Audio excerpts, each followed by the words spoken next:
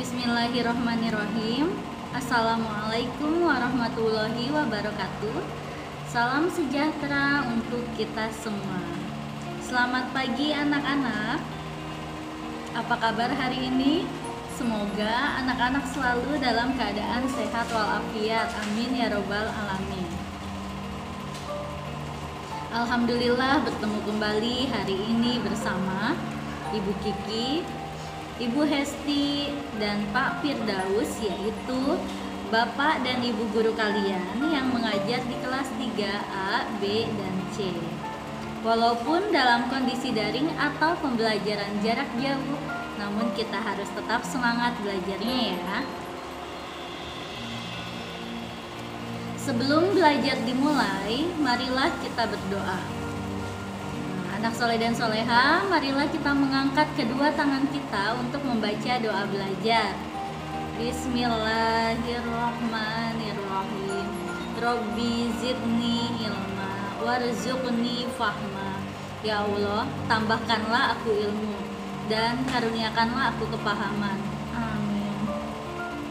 Dan untuk siswa yang beragama non-muslim, silakan berdoa sesuai dengan keyakinannya masing-masing. Berdoa dimulai.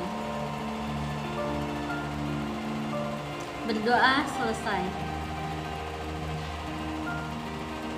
Materi kelas 3 hari ini yaitu tema 6 tentang energi dan perubahannya, subtema 2 tentang perubahan energi, pembelajaran keempat. Nah, anak soleh dan soleha, marilah kita belajar hari ini dengan penuh semangat ya. Adapun tujuan pembelajarannya yaitu 1. Siswa mampu memberi contoh kewajiban apa yang harus dilaksanakan dalam penggunaan energi. Kemudian yang kedua, siswa mampu menentukan satuan waktu yang tepat untuk mengukur lama suatu kegiatan berlangsung.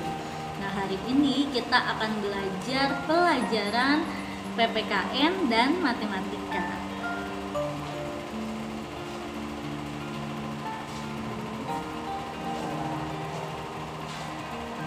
Pelajaran pertama yaitu PPKN. Selain olahraga secara rutin, kalian harus makan dan minum yang bergizi. Gizi yang terkandung di dalam makanan membuat tubuhmu sehat dan berenergi. Ketika tubuhmu sehat, tidak akan merasa lemas atau lemah. Tubuh yang sehat mampu melakukan kegiatan yang bermanfaat ya. Maka dari itu, selain olahraga, kita harus mengkonsumsi makanan yang sehat dan bergizi seperti sayuran, buah-buahan, lauk pauk.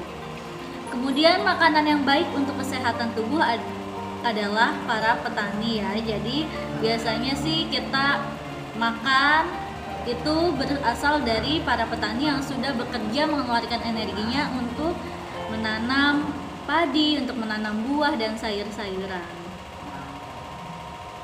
Di sini nih contohnya, ini ada para petani yang sedang panen buah-buahan. Para petani bekerja keras mengeluarkan energinya agar buah-buahan yang ditanam berbuah lebat.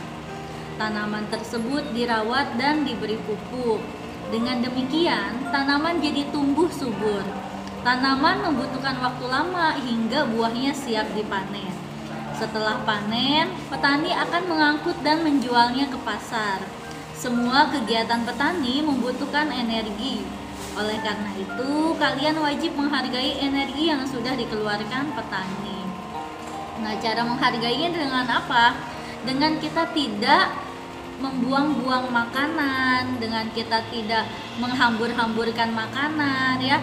Kalau bisa kita mempunyai makanan yang banyak, buah-buahan yang banyak itu bisa kita berikan kepada tetangga atau orang yang membutuhkan ya. Jadi itu adalah salah satu contoh menghargai energi yang sudah dikeluarkan oleh petani. Nah, sekarang coba kita pikirkan baju yang kita pakai sehari-hari. Mulai dari menanam pohon kapasnya sampai menjadi baju. Nah, bahan utama pembuatan baju itu terbuat dari kapas ya. Ada yang namanya pohon kapas. Kita perhatikan ya gambar proses pembuatan baju berikut ini.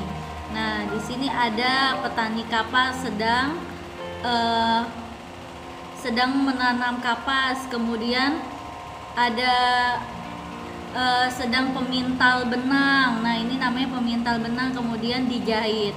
Inilah proses pembuatan baju. Karena bahan utama baju itu terbuat dari kapas, kemudian kapas menjadi kain, dan kain menjadi pakaian yang kita gunakan sehari-hari.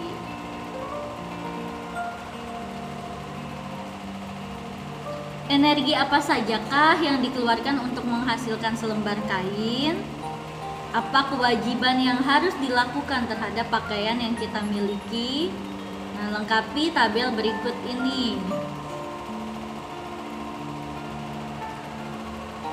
Energi apa saja yang dikeluarkan seorang penjahit saat membuat baju? Kemudian apa sih kewajiban kita terhadap pakaian yang kita miliki? Jawabannya, energi kimia dan energi gerak saat petani menanam tanaman kapas, ya. Kemudian selanjutnya kewajiban kita harus menjaga pakaian agar awet. Selain itu, pemintal benang juga mengeluarkan energi kimia dan energi gerak. Kemudian kewajiban kita terhadap pakaian yang kita miliki, kita harus menggunakan pakaian dengan baik. Selanjutnya, selain itu, ketika kita menjahit baju, ada energi listrik yang dikeluarkan saat menjahit baju. Nah, kewajiban kita terhadap pakaian yang kita miliki, kita harus mencuci pakaian jika pakaian tersebut kotor, ya. Waktu yang dibutuhkan begitu lama, energi yang digunakan juga begitu besar. Oleh karena itu, kita harus menghargai waktu dan energi. Nah, sekarang anak-anak kerjakan tugas yang pertama, ya. Isilah titik-titik di bawah ini dengan benar. Nomor 1, gizi yang terkandung dalam makanan membuat tubuh kita menjadi titik-titik-titik. 2, orang yang berjasa dalam menyediakan buah-buahan adalah titik-titik-titik. 3, menghargai energi dan jasa petani dapat dilakukan dengan cara titik-titik-titik. 4, energi yang dikeluarkan penjahit untuk membuat baju yaitu titik-titik-titik. 5, kewajiban kita terhadap pakaian yang kita miliki yaitu titik-titik-titik. Udah Ibu bahas semua, ya, anak soleh dan soleha. Sekarang tinggal diisi dan dikerjakan. Selanjutnya pelajaran yang kedua yaitu matematika.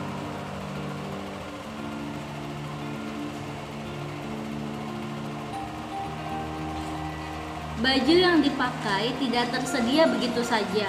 Ada proses yang harus dilalui hingga baju dapat dipakai.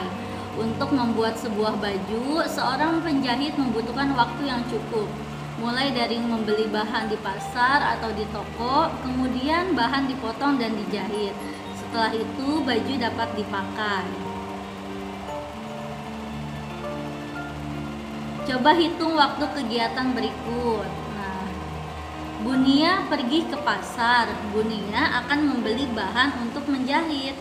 Dia berangkat dari rumah pukul 8.30. Setelah 45 menit, Bunia selesai belanja. Dia pun segera pulang.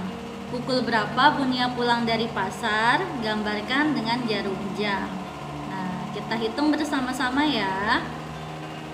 Nah, berangkatnya pukul 8.30, kemudian di pasar lamanya selama 45 menit. Jadi Bunia pulang dari pasar pukul 9.15.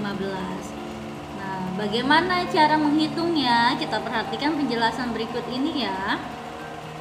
Nah, berangkat jam 8.30, kemudian lama di pasar yang 45 menit, maka kita jumlahkan 8.30 ditambah 45 menit sama dengan 0 tambah 5 sama dengan 5, 3 tambah 4 sama dengan 7. Nah, di sini ada satunya, kemudian 8. Jadi Bunia ini lama atau pulang dari pasar itu selama jam 8 lewat 75 menit.